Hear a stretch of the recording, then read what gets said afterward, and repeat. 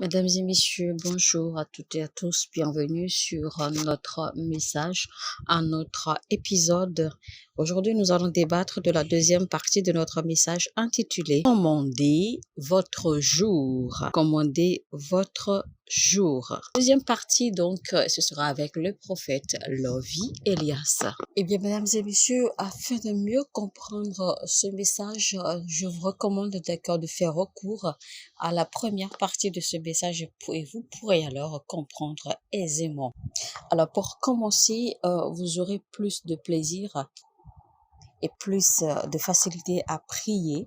Votre appétit à prier grandira si seulement vous arrivez à comprendre l'importance ou les principes que certes il y a certaines heures particulières pour prier et qu'il y a des principes qui gouvernent ces heures et que à ces heures-là, en fait, les portails spirituels s'ouvrent pour faciliter les entrées spirituelles.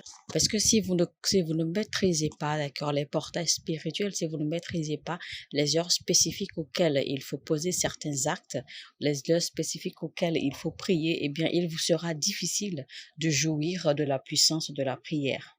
Car même notre Seigneur Jésus-Christ priait à des heures précises. Il priait à des heures particulières. Rappelez-vous que Jésus-Christ priait au milieu de la nuit sur le mont de la transfiguration. Rappelez-vous qu'il y a eu la transfiguration sur le mont de la transfiguration. En réalité, Jésus-Christ ne faisait que prier. Ce n'est pas parce qu'il espérait véritablement quelque chose. Mais quand vous priez ainsi toute la nuit et que cela devient une habitude, que cela devient une routine, que cela devient une culture, cela fait partie de vous et que le ciel vous reconnaît avec cette discipline, eh bien, il arrivera un moment où le ciel vous visitera parce qu'en fait, à ces heures-là, il y a un ange qui est toujours en fonction.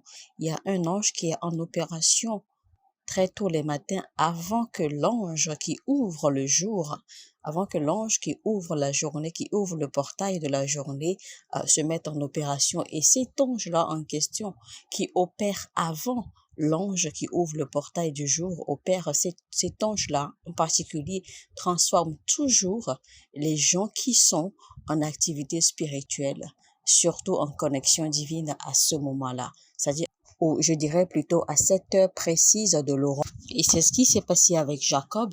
C'est avec l'ange là que Jacob se battait. Et c'est cet ange qui a transformé Jacob. C'est l'ange qui a annoncé à Jacob que son nom n'était pas Jacob, mais que son nom était plutôt Israël. Et c'est l'ange là qui lui a dit, qui lui a annoncé qu'il serait le père de toute une nation. Donc, Jésus-Christ ne faisait que prier tranquillement, mais soudainement, on constate qu'il y avait transfiguration. Soudainement, on constate qu'il y avait un changement, car les habits de Jésus-Christ devenaient étincelants. Et il y avait de la lumière, et soudainement, on voyait Moïse et Élie apparaître. Donc, Moïse et Élie, alors, venaient visiter Jésus-Christ à cette heure particulière. Donc, c'est pour vous faire comprendre également qu'il y a des heures particulières de visitation divine. Il y a des moments précis de la journée, de l'aurore et de la nuit où des visitations divines se produisent. Il y a des moments précis où les anges de destin sont libérés. Il y a des moments précis où les anges de la direction divine sont libérés. Il y a également des moments précis où les anges de délivrance sont libérés, où les anges de la guérison sont libérés. Voilà des moments qu'il faut maîtriser si vous voulez vraiment être une personne de prière. Nous allons lire Job 38 à partir du verset 12 jusqu'au verset 13 qui dit « Depuis que tu existes, as-tu commandé au matin? As-tu montré sa place à l'aurore ?» Ça veut dire clairement, chers amis, que l'aurore n'aura pas sa place ou l'aurore ne trouvera pas sa place dans votre vie. L'aurore ne pourra pas se manifester dans votre vie tant que vous n'aurez pas commandé au matin. Donc, Dieu posait la question à Job dans ce verset lui disant, depuis que tu existes, c'est-à-dire que depuis que tu as commencé à prier de toute ta vie, as-tu jamais commandé au matin? Et vous savez quoi? Si Job avait eu le temps de commander au matin, le diable n'aurait pas eu de place dans sa vie. Le diable n'aurait pas eu l'opportunité de s'en prendre à lui comme il l'a fait. Car si Job avait eu, d'accord, le temps de commander ses matins, le diable n'aurait jamais eu l'opportunité de s'en prendre à lui. C'est pour cela que la Bible nous recommande vivement de posséder les portes de l'ennemi. Car si vous arrivez à posséder les portes de l'ennemi avant que l'ennemi ne décide de s'en prendre à vous, vous l'avez déjà détruit. Vous avez déjà détruit leurs âmes. Donc la Bible nous recommande carrément d'attaquer le diable avant qu'il ne s'en prenne à nous. C'est pour cela que le diable nous dit de posséder les portes de nos ennemis.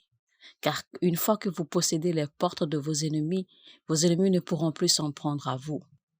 Mais ce qui se passe, c'est que la plupart de nous, nous attendons d'avoir des problèmes, nous attendons que l'ennemi nous attaque avant de commencer à prier. Et là, nous nous retrouvons dans la position de la défensive au lieu que nous soyons à la position de l'offensive. Donc, la seule façon, en fait, de commander le matin, la seule façon de posséder les portes de l'ennemi avant que l'ennemi ne s'en prenne à nous, avant que l'ennemi ne déploie leurs plans et les actions, et c'est par la prière. Personne ne gagne un combat en étant à la défensive. L'on gagne son combat toujours en étant à l'offensive. Alors quand la Bible dit « As-tu commandé au matin ?» As-tu montré sa place à l'aurore? C'est-à-dire en réalité, quand la Bible parle de l'aurore, la Bible désigne ici en réalité les bénédictions, les vertus, les bontés, les bonnes choses qui sont destinées à couler au cours de la journée dans votre vie. Donc la Bible demande ici, est-ce que Job leur a montré leur chemin? Est-ce que Job leur a montré la voie? Est-ce que Job les a dirigés, leur a montré comment se manifester, à quel moment se manifester? Et naturellement, si vous-même, vous ne connaissez pas la place de vos bénédictions, si vous ne connaissez pas la place de votre aurore, l'ennemi peut être bel et bien assis sur votre bénédiction sans que vous ne le sachiez.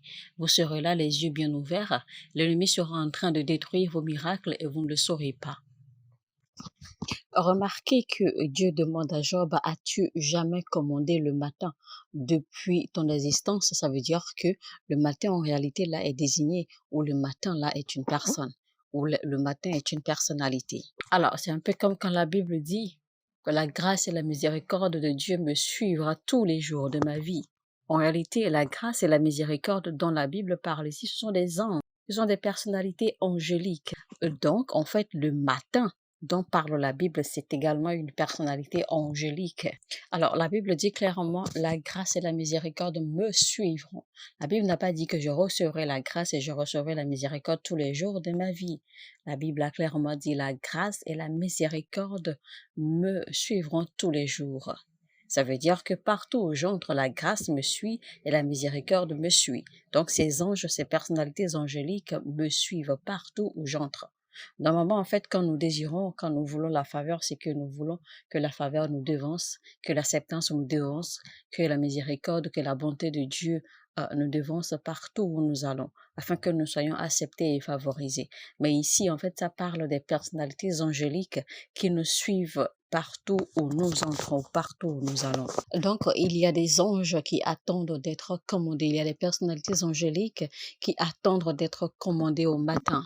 Alors, si vous n'arrivez pas à avoir le contrôle, vous ne serez pas effectif spirituellement. Il y a des vérités qui sont cachées et l'on a besoin d'être spirituel pour les voir ou pour les décoder. Alors, en ce qui concerne Dieu, il a divisé le jour en deux sections, c'est-à-dire que en deux temps, en deux périodes de veille spirituelle ou en deux périodes de prière. Et c'est là qu'il parle du soir et du matin. Donc voilà comment Dieu a départagé, d'accord, la journée, c'est-à-dire un jour tout entier. Alors quelqu'un qui veut prier sans cesse doit comprendre les heures, les moments, d'accord, de la veille du jour et les moments de la veille du soir.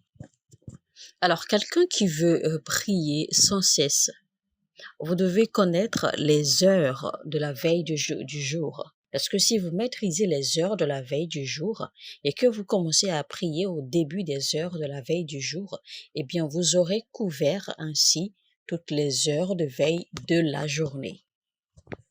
Et donc, vous n'aurez pas besoin de vous positionner et de vous leurrer en disant que vous priez 24 heures sur 24, ce qui est même impossible. Alors, quiconque arrive à maîtriser les heures de veille et arrive à les contrôler aura automatiquement de la puissance. Alors là, maintenant, je vais vous donner les heures précises de la veille spirituelle. La veille du soir, eh bien, il faut s'appliquer de 6 heures, c'est-à-dire 6 heures le soir jusqu'à 9 heures du soir. En d'autres termes, de 18 heures jusqu'à 21 heures. Les heures de la veille du jour ou du matin, eh bien, c'est de 3 heures du matin à 6 heures du matin. Ça, c'est le concept de Dieu selon la séparation qu'il a fait du jour et du soir. Donc, les heures de veille spirituelle du matin, c'est de 3 heures à 6 heures le matin. Et les heures de veille du soir, c'est de 18 heures et à 21 heures. Alors, au temps des Juifs, je vais clarifier quelque chose rapidement. La parabole qui dit, ou la prière de Dieu qui dit que vous êtes bénis au retour et à la sortie. Vous voyez, la Bible n'a pas dit que vous êtes bénis à vos sorties et vous êtes bénis à votre retour. Non. Mais la Bible a plutôt dit, vous êtes bénis à votre retour et vous êtes bénis à votre sortie. Parce que Dieu mesure le jour, c'est-à-dire le commencement du jour, par la soirée, c'est-à-dire que le commencement d'une journée aux yeux de Dieu commence au soir et le matin est la fin du soir aux yeux de Dieu. La raison pour laquelle c'est ainsi, c'est parce que aux yeux de Dieu, tout ce qui se passe, c'est déjà produit. Alors ce n'est qu'une répétition. Donc c'est pour cela que Dieu dit que vous êtes bénis à votre retour et vous êtes bénis à votre sortie. Parce que Dieu mesure en fait la journée à partir de la fin. Donc la fin, c'est le commencement de Dieu et votre commencement, enfin notre commencement sur la terre, c'est la fin pour Dieu. Que Dieu mesure la journée. Donc Dieu ne fonctionne pas comme nous réfléchissons.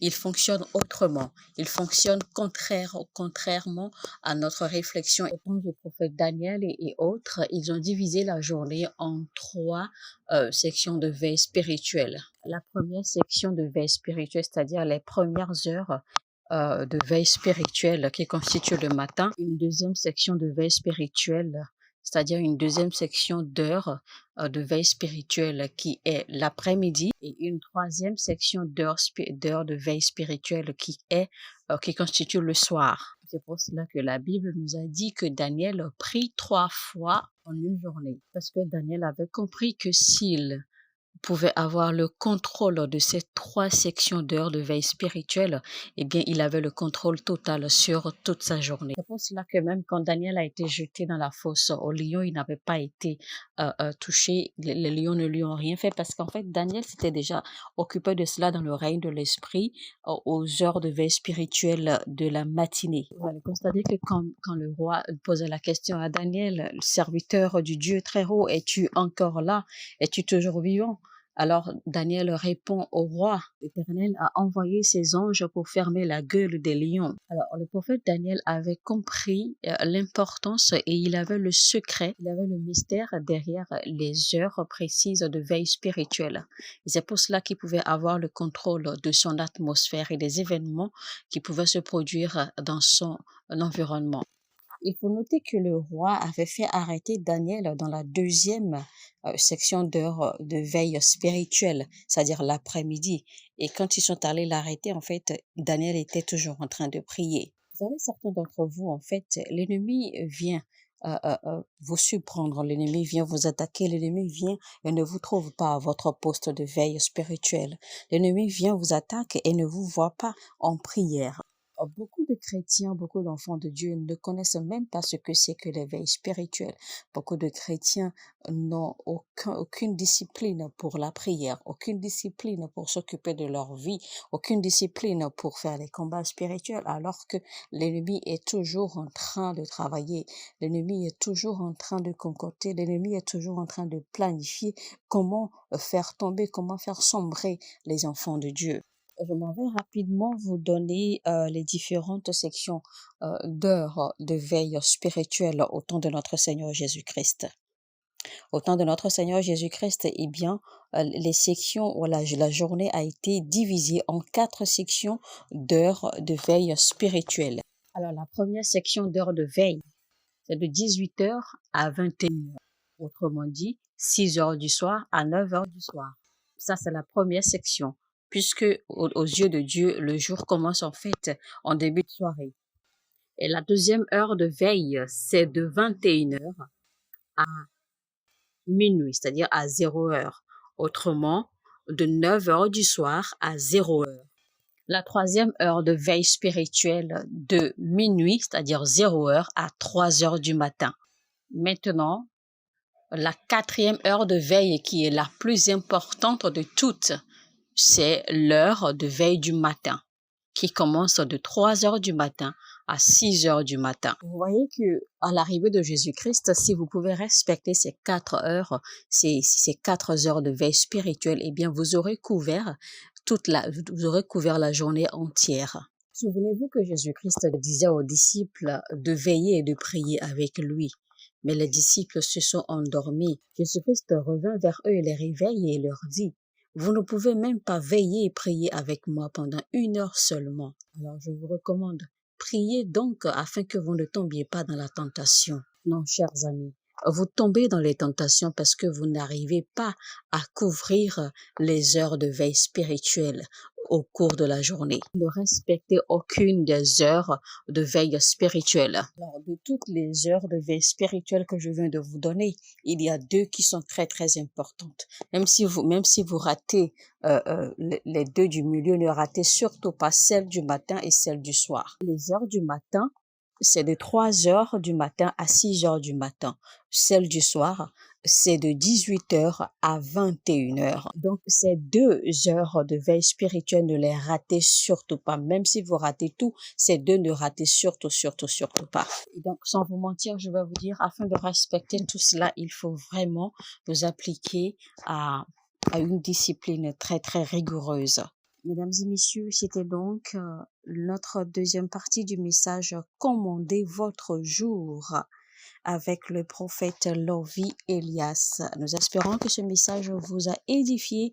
Si vous avez aimé, alors cliquez sur le bouton j'aime maintenant et partagez le lien au maximum jusqu'à ce que vous soyez fatigué de partager. Je peux vous rassurer que la bénédiction qui en découle vous suivra. Alors, si vous n'êtes pas encore abonné à cette chaîne, abonnez-vous maintenant et activez la cloche de notification afin de ne rater aucun message. Sur ce, je vous dis que Dieu vous bénisse et à bientôt.